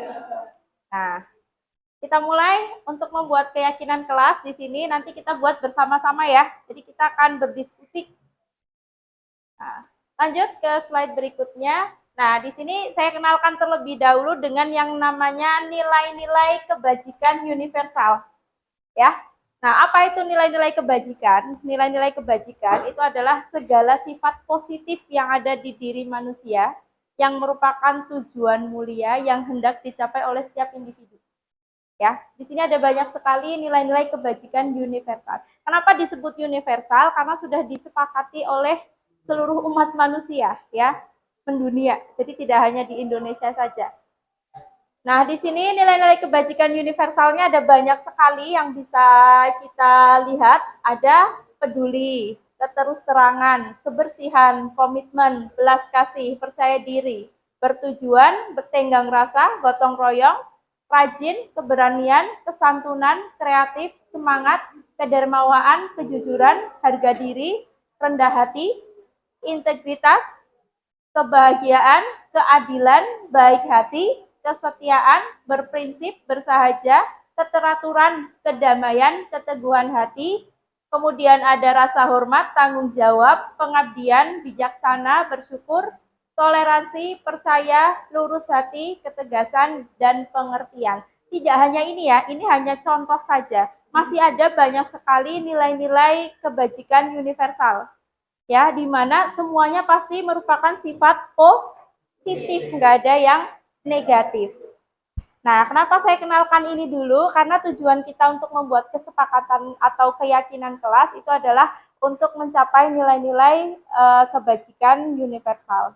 Ya, nah sekarang setelah ini kita akan berdiskusi dimulai dengan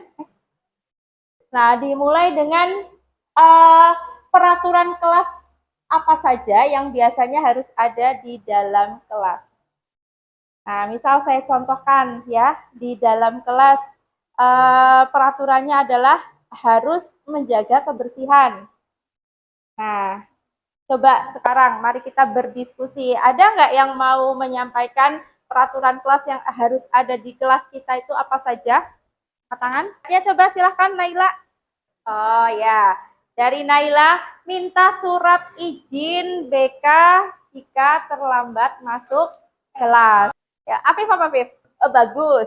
Ya, tidak boleh berada di luar kelas saat jam pelajaran. Ya kan? Ada lagi nggak? Berpakaian rapi di sekolah. Ada lagi nggak? Kita bisa menampung banyak sekali peraturan-peraturan yang harus ada di kelas kita. Diizinkan ke kantin jika belum sarapan. Ya, ada lagi? Tidak makan saat jam pelajaran. Tidak makan di dalam kelas saat pelajaran. Ada lagi? Mengerjakan tugas atau mengumpulkan? Oh, mengerjakan dan mengumpulkan tugas tepat waktu. Ada lagi? Oh, tidak boleh tidur saat jam pelajaran. Torres tadi mau bilang apa, Torres?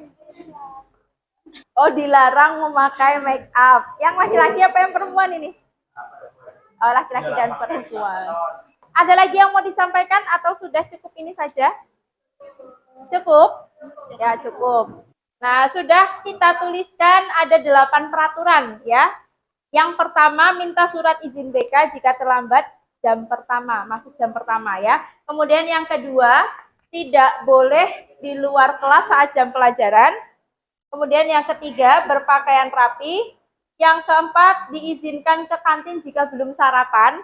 Kemudian yang kelima, tidak makan di dalam kelas saat pelajaran. Yang keenam, mengerjakan dan mengumpulkan tugas tepat waktu. Kemudian yang ketujuh, tidak boleh tidur saat jam pelajaran. Dan yang kedelapan, dilarang memakai make up di sekolah. Nah, jadi langkah berikutnya, marilah kita rubah peraturan-peraturan tadi menjadi kalimat yang positif agar menjadi motivasi bagi kita. Untuk keyakinan atau peraturan yang pertama tadi, minta surat izin BK jika terlambat jam pertama sudah positif, ya. Jadi yang nomor 1 sudah positif ya. Bisa disepakati? Bisa. Kemudian yang kedua, keyakinan yang kedua, tidak boleh di luar kelas saat jam pelajaran. Sudah positif atau belum? Di dalam kelas saat jam pelajaran. Kemudian keyakinan yang ketiga, berpakaian rapi. Positif? Positif. Apakah cukup dengan rapi? Atributnya bagaimana? Lengkap. Lengkap. Bisa kita tambahkan? Bisa. Berpakaian rapi, lengkap dengan atributnya. Ya. Bisa disepakati?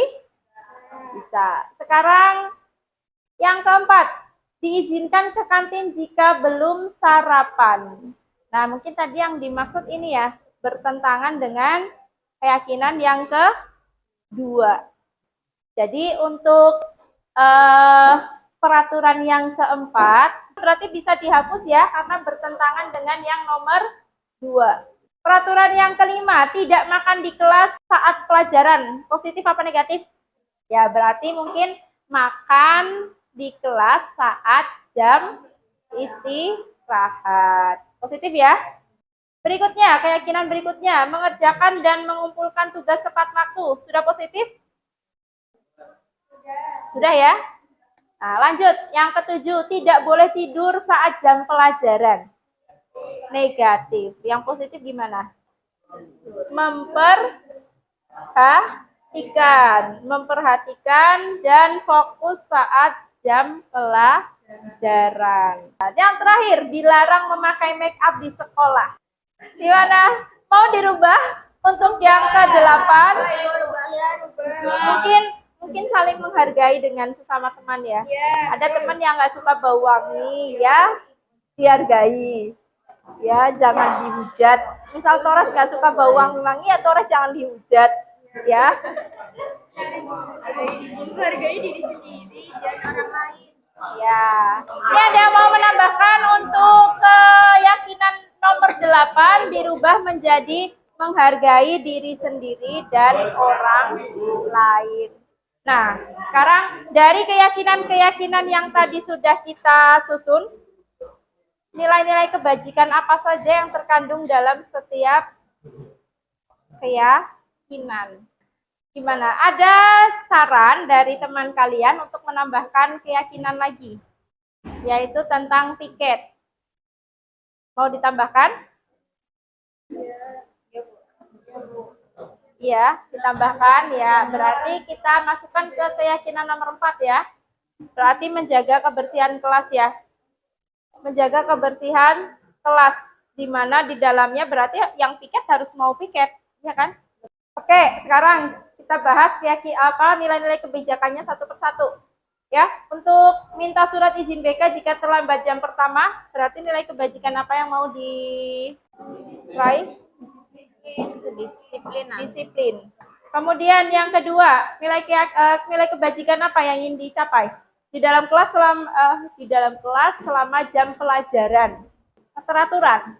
Berarti teratur ya, tetap di kelas ya, nggak keluar-keluar ya. Setuju? Ya, keteraturan. Berikutnya, berpakaian rapi lengkap dengan atributnya berarti apa? Kerapian. Menjaga kebersihan kelas, kebersihan. Ya, oke. Berikutnya, makan di kelas saat jam istirahat. Keteraturan bisa ya? Ya, sesuai jamnya kan? Keteraturan. Berikutnya, mengerjakan dan mengumpulkan tugas tepat waktu. Bertanggung jawab. Yang berikutnya, memperhatikan dan fokus saat jam pelajaran. Komitmen. Kemudian, menghargai diri sendiri dan orang lain. Menghargai ya, sifat menghargai ya. Nah, itulah nilai-nilai kebajikan yang akan kita raih atau ingin kita raih dari keyakinan yang kita bentuk. Ya, saya ulangi lagi dari poin 1 sampai 8. Apakah bisa disepakati? Bisa. Sepakat ya? Berarti untuk keyakinan kelas kita di mata pelajaran matematika kelas 11.3 sudah bisa disepakati ya. Nah, nanti ini tinggal di print dan kemudian bisa kita tempel di mading kelas agar bisa kita lihat setiap hari. Ya, jadi nanti kalau ada sesuatu hal yang tidak sesuai dengan kesepakatannya atau keyakinan kita, bisa kita kembalikan ke keyakinan kita. Sekian dulu, saya akhiri. Assalamualaikum warahmatullahi wabarakatuh.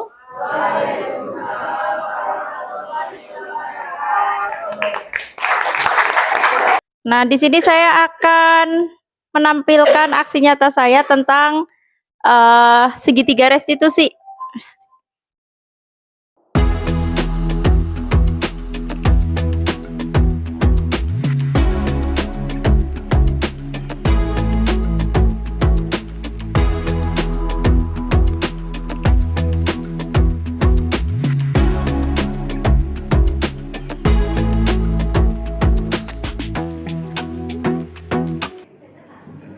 Waalaikumsalam. Silakan duduk, Egi. Nah, mohon maaf mengganggu waktu istirahatnya ya, Egi ya. Nah, tadi kan jam pertama jamnya saya ya, Egi ya. Nah, tadi saat saya masuk kelas, Egi kok nggak ada? Egi dari mana? Habis dari kantin Bu untuk sarapan. Tadi belum sarapan di rumah? Belum, soalnya bangunnya kesiangan dan berangkatnya buru-buru. Oh, nah sudah. Saya tidak menyalahkan Egi karena sarapan dulu di kantin ya. Hanya saja kan berarti tadi Egi membolos jam pertama kan, jamnya saya. Nah, jadi di daftar hari saya di sini saya tulis Egi tidak mengikuti jam pelajaran saya. Nah, Egi ingat nggak tentang kesepakatan kelas kita di awal tentang kedisiplinan? Apa itu? Masuk kelas tepat waktu.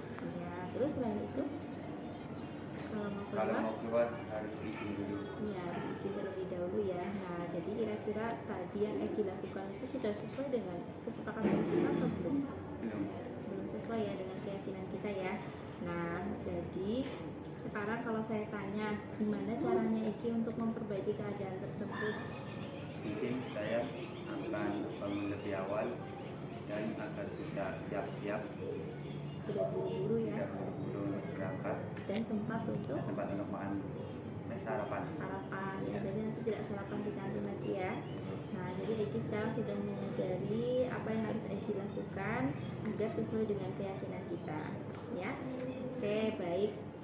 Sampai dengan ini dulu. Setelah ini Egi bisa kembali lagi ke kelas. Terima kasih atas waktunya ya. Waalaikumsalam. Nama saya Egi Rizbian dari kelas 11.3. Saya membolos jam 3 karena sarapan di kantin. Setelah direstitusi, saya menyadari bahwa perbuatan saya tidak sesuai dengan keyakinan kelas. Kemudian saya jadi tahu apa yang harus saya lakukan untuk memperbaiki hal tersebut agar kedepannya saya tidak mengulangi hal yang sama, yaitu saya akan bangun lebih awal agar sempat untuk sarapan di rumah dan berangkat sekolah lebih awal.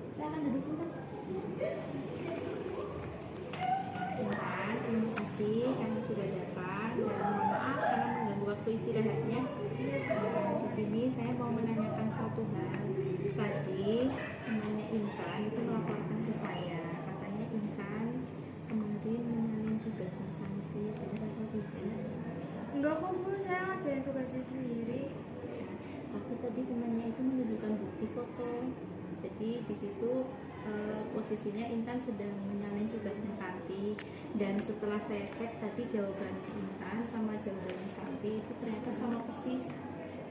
Nah, kira-kira ada yang mau dijelaskan ya Intan? Ya Bu, Intan nyalin tugasnya Santi, soalnya semalam belum sempat ngerjain. Terus Intan juga belum paham cara ngerjain tugasnya itu gimana. Di sini saya tidak untuk menyalahkan Intan ya. Ya, seperti yang kita ketahui, setiap manusia itu pasti pernah melakukan kesalahan. Hanya saja kan Mbak Intan tahu kalau menyalin tugas teman itu kan merupakan perbuatan yang tidak baik, ya kan? Nah, mungkin waktu awal pembelajaran kita, Mbak Intan masih ingat kita kan membuat keyakinan kelas. Nah, apa keyakinan Mbak Intan tentang tugas? Masih ingat nggak? Masih Bu, kita harus bertanggung jawab untuk mengerjakan tugas dan mengumpulkan tugas tepat waktu. Nah, jadi kalau saya tanya, apakah perbuatan Mbak Intan ini sesuai dengan keyakinan kita? Belum. Jadi tidak sesuai yang Mbak Intan ya. Nah, kira-kira apa yang harus Mbak Intan lakukan agar bisa memperbaiki keadaan tersebut? Ya Bu, nanti Intan kalau ada yang mau ditanyain atau ada pelajaran yang belum jelas, nanti Intan tanyain ke Ibu, atau nanti tanya ke teman cara ngerjain tugasnya gimana. Terus juga nanti Intan buat kerjain ulang tugasnya yang tadi dikumpulin. Ya, baik. Jadi Mbak Intan sudah menyadari dan tahu apa yang harus Mbak Intan lakukan ya. Nah, mungkin cukup sampai di sini dulu. Saya rasa Mbak Intan boleh kembali lagi ke kelas ya. Silakan. Terima kasih Bu. Ya, sama-sama. Saya Intan Anazza Putri Aulia dari kelas 11-3. Saya menyalin tugas dari teman karena belum memahami tugas yang diberikan oleh Bu Ida. Setelah direstitusi, saya menyadari bahwa perbuatan yang saya lakukan belum sesuai dengan keyakinan kelas. Kemudian saya jadi tahu apa yang harus saya lakukan untuk memperbaiki hal tersebut agar kedepannya saya tidak mengulangi hal yang sama. Terima kasih Bu Ida.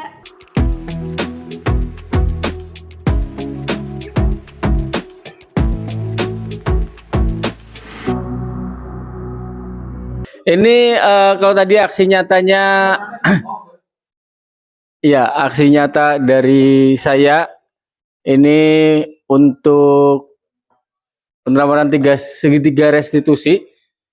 Ini kasus yang pertama nanti keterlambatan, dan yang kedua siswi memakai sepatu warna putih. Terima kasih kami ucapkan Bapak dan Ibu guru hebat yang masih mendukung kami dalam melaksanakan pendidikan guru penggerak. Kasus pertama, Rangga datang dengan tergesa-gesa karena terlambat ke sekolah dan diberhentikan Pak Riza, guru piket. Tidak hanya kali ini saja Rangga terlambat, tercatat sudah 5 kali berturut-turut terlambat ke sekolah. Dan Pak Riza meminta Rangga ke ruang BK untuk menemui guru BK.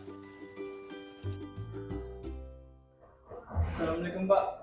Permisi, nama saya Rangga yang tadi terlambat suruh jadi tiket menemui Bapak Pak. Ya. Waalaikumsalam. Silakan masuk. Terima kasih Pak. Ya, silakan duduk. Kamu tahu kenapa kamu disuruh ke ruang BK? Tahu Pak. Sudah berapa kali kamu terlambat? Saya terlambat 5 kali dan ini yang ke-6. Banyak sekali. Apa sih yang kamu lakukan kok bisa terlambat sampai 6 kali ini? Saya tidur kemalam Pak. Jadi siangnya datang sekolahnya ke siang Pak. Apa yang kamu lakukan tiap malam? Kenapa kamu bisa tidurnya kok sampai malam, larut malam begitu? Apa yang kamu lakukan? Ya Pak, ketika saya suntuk dan saya tidak tahu apa yang saya kerjakan, saya memilih memain game Pak sampai larut malam dan tidak tahu waktu Pak. Ternyata ini sebabnya ya, kamu jadi bangunnya kesiangan. Kalau udah siang gitu, enggak kasihan sama badan kamu. Kamu harus bisa menjaga kesehatan kamu. Main game itu asik, enak. sampai lupa waktu. Tapi kamu harus bisa menjaga kesehatan kamu. Kamu harus bisa menjawab dengan badannya kamu, ya, tidurnya secukupnya. Tidak jam 9 atau jam 10 kamu udah istirahat. Badan itu perlu istirahat, perlu tidur. Setelah itu bangun bisa pagi-pagi. Nah, ini bagus tidak akan cari siapa yang salah ataupun yang benar. Ya, di sini tuh bagus mau cari solusi supaya kamu bisa memperbaiki kesalahan kamu, ya. Coba datang terlambat itu, kamu ingat nggak dengan keyakinan sekolah kita? Ingat Pak. Ya. Keyakinan sekolah agar menghargai waktu dan disiplin Pak. Ya, disiplin, menghargai waktu itu penting buat kamu supaya kamu bisa terbiasa dan bisa melaksanakan disiplin. Malamnya istirahat yang cukup biar supaya istirahat malamnya itu enak, paginya masih bangun pagi, kemudian bisa sehat badan kamu mengikuti pelajaran setiap hari. Ya, gitu ya. Nah, kira-kira apa yang kamu lakukan supaya kamu bisa memperbaiki kesalahan kamu? Saya akan mengurangi main game dan saya akan lebih banyak beristirahat agar bisa datang ke sekolah tepat waktu Pak. Oke. Pak Agus percaya kamu bisa melakukan itu, kamu bisa melaksanakan dengan penuh tanggung jawab karena sudah ingat bersama keyakinan sekolah kita, kamu pasti bisa untuk bisa disiplin tiap harinya. Oke, terima kasih. Silakan kembali ke kelas. Terima kasih Pak.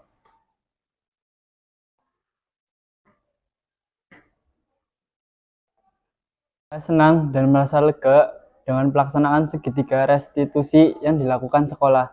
Kami sebagai murid butuh dimengerti, didengarkan, dan dihargai juga. Ketika kita melakukan kesalahan, pasti ada alasannya. Tidak langsung dihakimi dan dimarahi tanpa mendengar alasannya. Dan ketika kita dipercayai, kemudian diarahkan untuk berdiskusi, mencari solusi, kemudian memperbaiki kesalahan kita.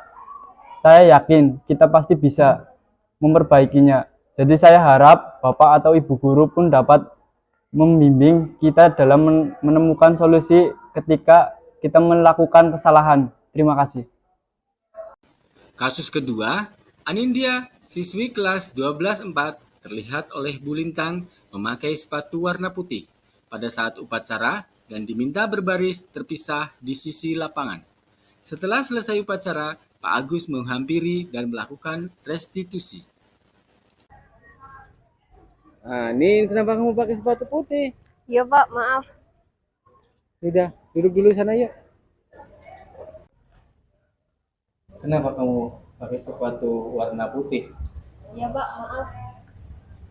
Kamu tahu kan peraturan yang menjadi keyakinan sekolah ini akan seragam warna sepatu? Saya tahu peraturan tentang warna seragam sepatu adalah hitam Pak. Terus, kenapa masih pakai warna putih? Sepatu hitam saya belum kering Pak, kemarin dicuci. Namun karena hujan sampai pagi tadi belum kering. Terpaksa saya memakai sepatu putih karena tidak ada sepatu lagi. Oh gitu, jadi alasannya kamu pakai sepatu warna putih itu karena basah. Oke, Bapak terima alasan kamu. Namun begitu, kamu sudah tahu akan keyakinan yang menjadi peraturan sekolah. Kamu siap dengan konsekuensi. Iya Pak, saya ingat keyakinan kelas yang menjadi peraturan sekolah. Baiklah Anin, kamu bukan satu-satunya yang pernah melakukan kesalahan ini. Ini manusiawi. Bapak harap kedepannya tidak terjadi lagi ya. Jangan diulangi lagi. Baik. Baiklah, Anin sudah tahu kesalahannya dan Anin sudah menyesal dengan perbuatan ini. Anin janji tidak akan mengulangi lagi. Baik Pak, saya janji hal seperti ini tidak akan terjadi lagi ke depannya. Terima kasih. Pak Agus begitu ramah dan sabar dalam menghadapi siswa yang bermasalah seperti saya. Apalagi dengan penanganan metode segitiga restitusi ini, saya merasa senang, lega plong sekali. Walaupun pada awalnya saya merasa tegang dan takut dimarahi, setelah itu saya malah diajak berdiskusi dan mencari solusi sehingga dapat memperbaiki kesalahan kita. Harapannya Bapak Ibu guru yang lain dapat menggunakan metode segitiga restitusi ini seperti yang diterapkan oleh Pak Agus. Terima kasih. Baiklah, terima kasih sudah menyaksikan video ini. Salam guru penggerak, bergerak, bergerak, menggerakkan. Wassalamualaikum warahmatullahi wabarakatuh. Mari kita bisa kasih tepuk tangan untuk kita semua. Saya Agus Sucipto, Bapak Riza Suryadi, Ibu Ida, dan Bapak Bustan mengucapkan terima kasih yang sebanyak-banyaknya. Billahi taufiq wal hidayah. Wassalamualaikum warahmatullahi wabarakatuh. Waalaikumsalam warahmatullahi wabarakatuh.